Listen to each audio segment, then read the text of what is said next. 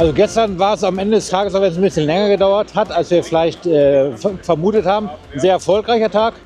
Das Team hat sich gut untereinander eingespielt, sind ja viele verschiedene Ansprechpartner dabei gewesen.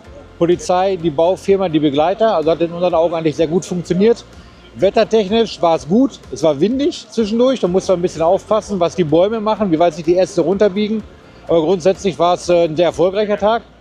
Heute haben wir natürlich noch mal eine relativ lange Etappe mit knapp 30 Kilometern, aber der Streckenverlauf ist relativ günstig. Wir haben im Vergleich zu gestern sehr breite Straßen. Die Alleen sind relativ hoch, was die Bäume angeht. Also ich denke, dass wir dann zumindest mit weniger Unterbrechungen fahren können, ja.